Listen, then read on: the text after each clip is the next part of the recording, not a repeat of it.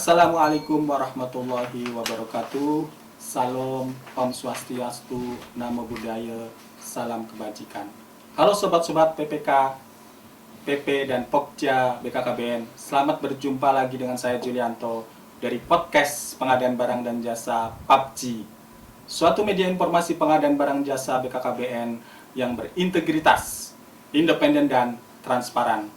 Hari ini hari spesial menurut saya. Karena hari ini saya kedatangan seorang kepala UKPBJ dari BKKBN, Pak Arfan. Pak Arfan, selamat pagi Pak Arfan. Selamat pagi. Gimana Pak Arfan kabarnya hari ini? Alhamdulillah. Baik Pak Arfan, jadi 2024 ini saya tuh berpikir ketika di jalan itu, kalau misalkan PP atau PPK itu di seluruh satker ya, ada 42 satker itu Pak, apa sih yang harus dilakukan Pak nanti 2024 ini? Ada persiapan yang harus dilakukan di 2023 ini atau bagaimana Pak untuk menghadapi pelaksanaan pengadaan di 2024 ini Pak? Baik Mas Juli, jadi ketika kita bicara soal pengadaan, terutama untuk menghadapi akhir tahun, sebenarnya di akhir tahun biasanya kegiatan makin padat. Betul. Tapi ada hal-hal yang juga harus diperhatikan oleh setiap satker, terutama PPK terkait dengan apa? Terkait dengan kondisi yang harus dihadapi di awal tahun. Di awal tahun. Bukan cuma sekedar mengerjakan di 2023, tapi juga persiapan yang di awal 2024. Ada beberapa kegiatan yang harus menjadi perhatian. Makanya memang satker ini di akhir tahun tidak saja menyelesaikan pekerjaan di 2023, tetapi juga menyiapkan di 2024 awal. Ketika bicaranya ada hal-hal kegiatan-kegiatan yang memang tidak mau tidak mau di awal tahun sudah tersedia. Sebagai contoh misalnya kegiatan yang urusan jaringan internet misalnya. Kan tidak mungkin Januari baru pengadaan, baru pelaksanaannya barang atau ketersediaan barang dan jasa itu tersedia di Maret misalnya. Berarti Januari sampai Februari nggak ada kerjaan, kan nggak begitu. Makanya mau tidak mau itu harus dipersiapkan, dipetakan kebutuhan terkait dengan kegiatan-kegiatan yang harus dilakukan di awal tahun 2024. Itu hampir setiap tahun begitu. Tidak hanya di 2024 ya, tapi hampir semua kegiatan-kegiatan di awal tahun yang harus tersedia, mau tidak mau harus dipersiapkan di akhir tahun anggaran berjalan. Oke, jadi apa nih Pak persiapannya nanti para PPK, PP gitu di satker-satker ini untuk 2024 nih Pak? Persiapannya yang pasti, nah ini pertama bahwa semua PPK di tahun anggaran berjalan itu harus memahami bahwa mereka bertanggung jawab terhadap mulainya kegiatan yang ada di awal tahun, walaupun nanti PPK-nya berganti misalnya, tapi mereka punya tanggung jawab itu, bahwa mereka harus melaksanakan pengadaannya di akhir tahun 2023. Misalnya harus jalan di 1 Januari, mau tidak mau kan di Desember, di November udah disiapin tuh kegiatan pengadaannya untuk nanti 1 Januari, 2 Januari lah, biasa tahun kan libur ya. 2 Januari ketika kita masuk itu sudah berjalan. Gitu. Baik, ini untuk tender-tender ini ya Pak ya, tender-tender tadi yang berjalan di 2 Januari ya Pak, berkontrak di 2 Januari ya. Tadi udah disebutin ya Pak ya, tentang jaringan ya Pak ya. Misalnya apalagi itu. Pak? Iya, apalagi Pak selain itu Pak? Banyak sih, tergantung nanti kebutuhannya di masing-masing satker seperti apa terkait dengan pelaksanaan yang harus berjalan di awal tahun. Jasa perorangan bisa. Kegiatan sosialisasi dan bisa juga alat obat kontrasepsi juga ya Pak ya? Iya, bisa. Oke. Dan memang harus di akhir tahun sudah harus dirancang itu untuk pengadaannya, untuk pelaksanaan nanti kontraknya seperti apa. Kira-kira gitu Pak. Baik.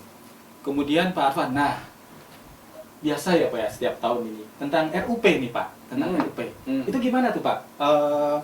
Apa ya istilahnya kalau saya jadi PPK di RUP kapan saya harus sudah full mengisi atau menginput ya bahasanya, menginput RUP itu.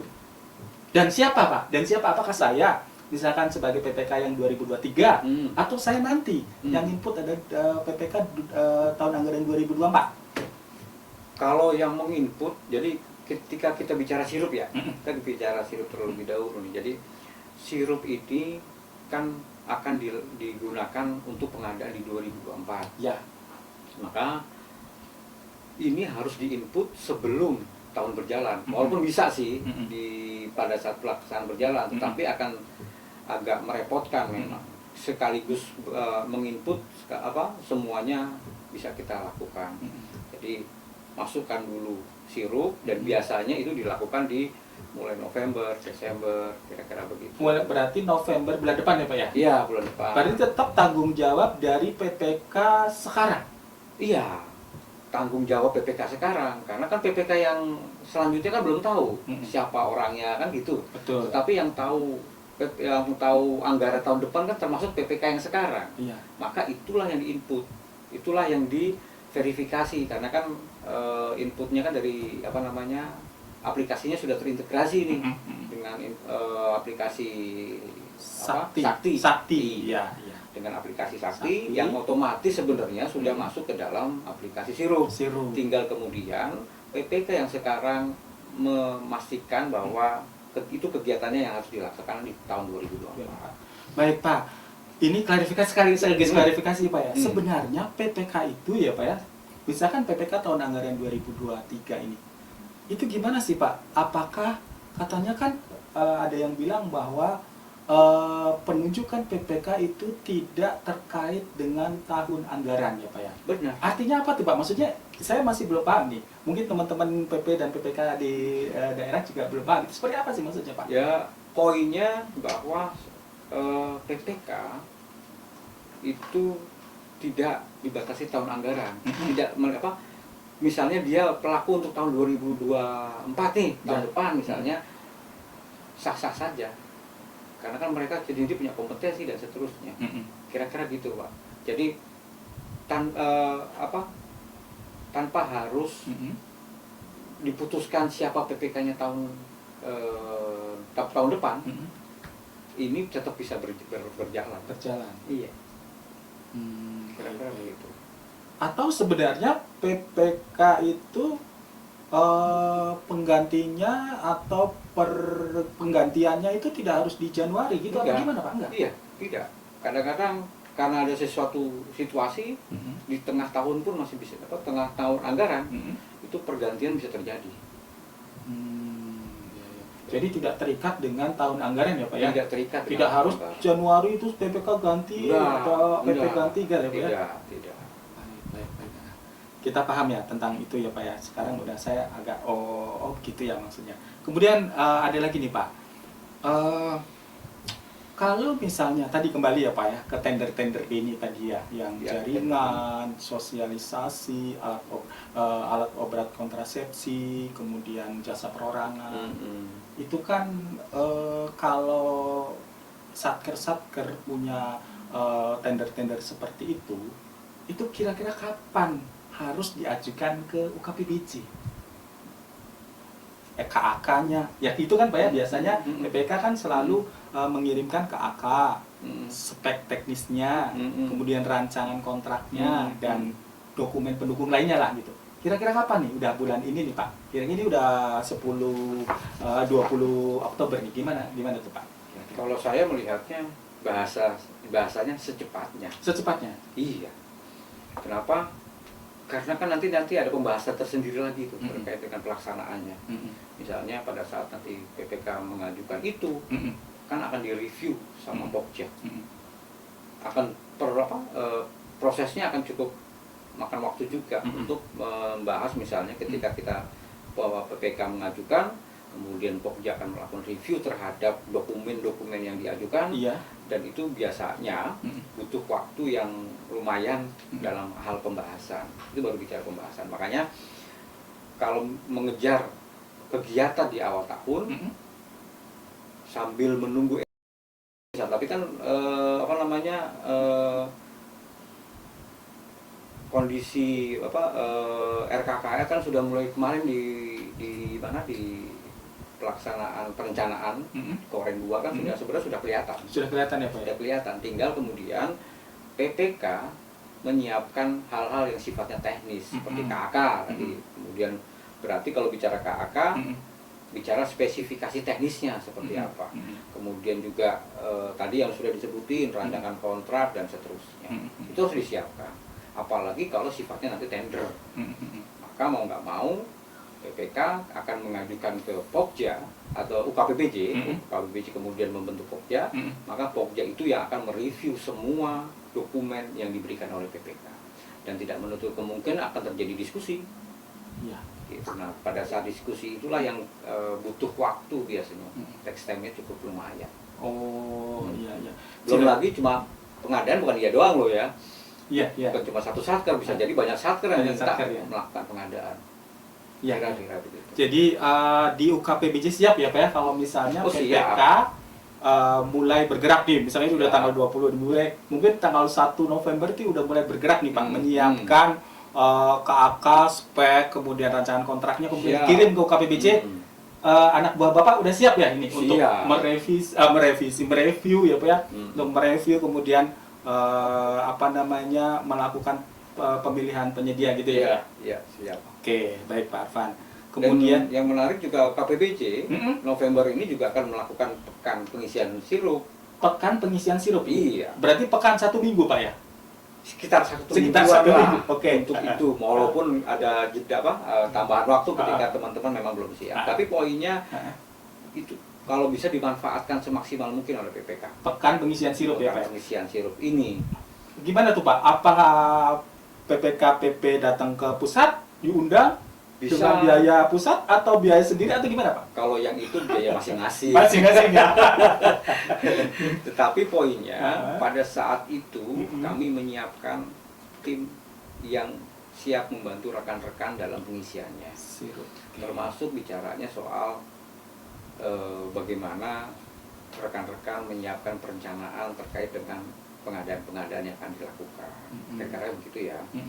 Dan penekanan juga pada saat itu pun nanti kan ada bicara soal, karena kalau di sisi pengadaan ini ada beberapa hal yang menjadi catatan. Sama satunya misalnya P3DS kita siapin, dihitung juga loh itu, ada penghitungannya ada, makanya seperti itu yang harus kita siapkan.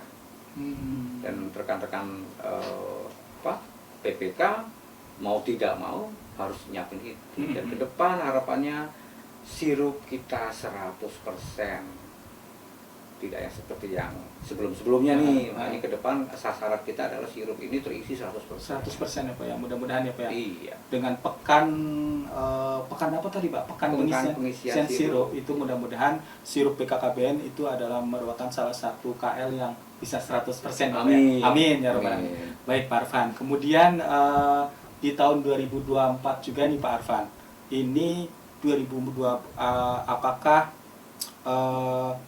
tentang pengadaan langsung nih Pak Arfan, pengadaan langsung dan penunjukan langsung Pak Arfan, apakah itu ada kewajiban atau ada gimana Pak untuk melalui transaksional Pak? Oke. Jadi ketika bicara pengadaan, memang ke depan itu semuanya diharapkan menjadi sistem. Tersistem ya Pak ya? Iya. Nah, terkait dengan pengadaan langsung memang ya sebenarnya ini balik lagi nanti ke teman-teman pelaksana. Konteks sistem, kalau kita mau pahami sebenarnya lebih ke arah memudahkan. Mulai dari penyimpanan dokumen, pelaksanaannya, dan seterusnya. Sehingga secara urutan alur pengadaan itu sudah terstruktur. Dan yang sebenarnya yang menjadi catatannya adalah bahwa dokumen-dokumen itu akhirnya tidak harus kita yang menyimpan, kan sistem yang menyimpan dokumen-dokumen itu gitu. Jadi nggak usah khawatir dengan itu. Makanya arahnya ke depan memang kita mengarahkan teman-teman pengelola pengadaan untuk melakukannya secara transaksional. Itu pun masih diberikan kesempatan juga 50-50. transaksional dengan kondisi yang lain, manual, tetapi pencatatannya juga transaksional, elektronik, elektronik, sehingga misalnya hasil pengadaannya itu dicatatkan.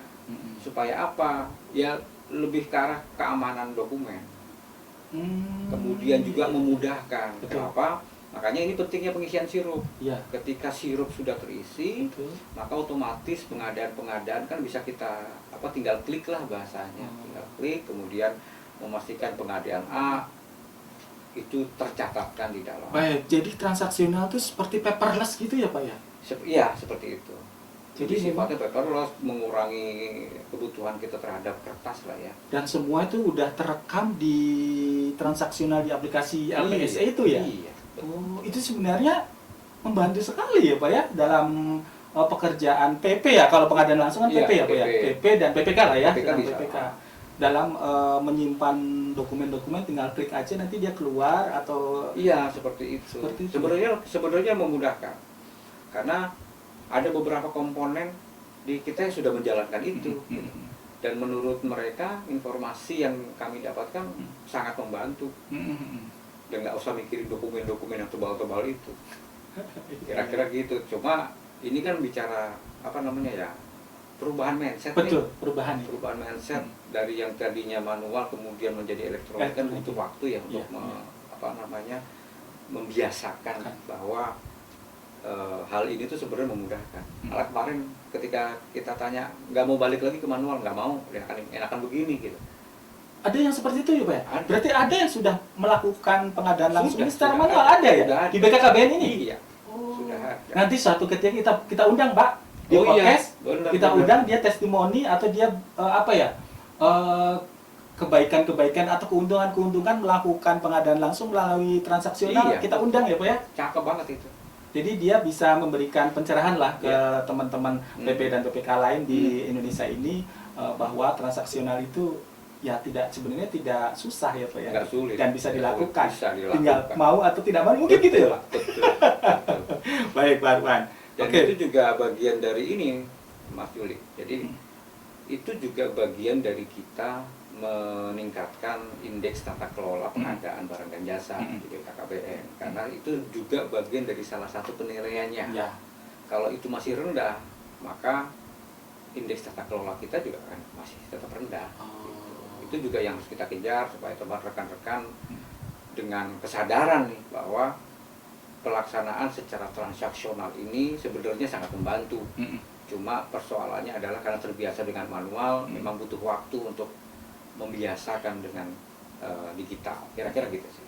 Baik Pak Arfan, ada 1-2 pertanyaan lagi nih.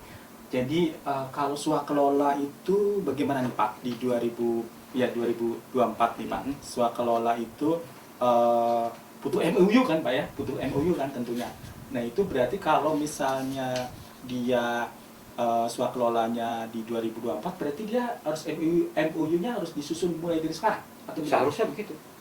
Jadi di 2024 mau melaksanakan swakelolanya tipe apa seharusnya sudah ketahuan. Ya Pak ya. Dari sekarang mitigasinya seharusnya sudah kelihatan. Tinggal kemudian maka Satker itu harus melakukan langkah-langkah seperti apa terhadap pelaksanaan swakelola. Memang seringkali pengelola pengadaan di Satker itu memahaminya swakelola model kayak dulu gitu ya.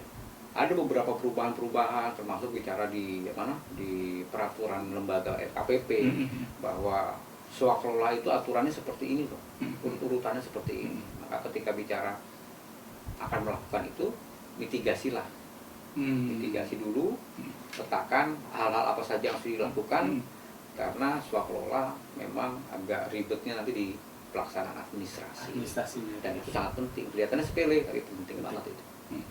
Kira-kira. Pak Arfan, satu lagi Pak Arfan. Jadi kan selama ini UKPBJ ini jadi ini Pak ya, jadi tempat konsultasi, jadi tempat bertanya dari para satker PP, PPK Pak ya seluruh Indonesia bertanya ke call center gitu Pak ya.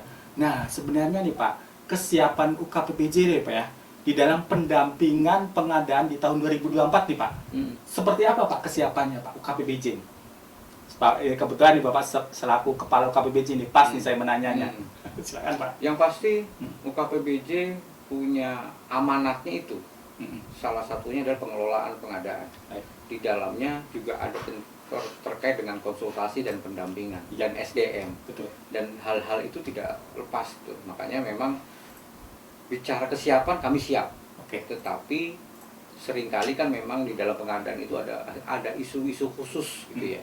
Ada isu-isu yang sifatnya teknis. Betul. Maka nggak mau rekan-rekan UKPBJ jadi UKPBJ, tapi di seluruh pengelola pengadaan harus paham tentang aturan-aturan main terbaru. Itu menyiapkan orang, kemudian juga menyiapkan kompetensinya terkait dengan menangani isu-isu yang sifatnya teknis. 2024 kami siap. Oke, siap ya sebenarnya Pak ya. Siap. Dengan anak buah Bapak itu udah disiapin ya Pak ya, dengan untuk pendampingannya nih Pak. Pendampingan Harus. pasti banyak nih. 42 satker ini pasti akan banyak konsultasi, bimbingan teknis, minta arahan, minta bimbingan gitu. Dan yang pasti kan memang UKPBJ nggak berdiri sendiri. Iya. Jadi UKPBJ selalu berkomunikasi, berkonsultasi gitu ya. Kami punya rekan-rekan dari RKPP. Gitu ya. Tidak hanya itu, kemudian juga rekan-rekan yang di dalam BKKBN sendiri kayak Biro Hukum itu juga seringkali kita mendampingi kita, termasuk juga Apip. Apip juga Iya. selalu ya Pak ya dampingi kita ya. Iya. Jadi memang pengadaan BKKBN ini kedepannya, sekarang dan kedepannya itu memang harus ini Pak ya, harus benar-benar ya transparan gitu Pak ya, benar-benar. Dan memang ke depan itu pengadaan itu bisa jadi ada terjadi perubahan paradigma terkait dengan pengadaan. Jadi arahnya adalah semuanya serba sederhana, tidak rumit. Seperti kalau sekarang kan masih rumit nih, ketika bicara tender urutannya A sampai Z gitu ya. Ke depan arahnya nggak seperti itu. Maka kemudian memang peran UKPBJ salah satunya adalah menyusun kebijakan-kebijakan terkait dengan simplifikasi dari pengadaan.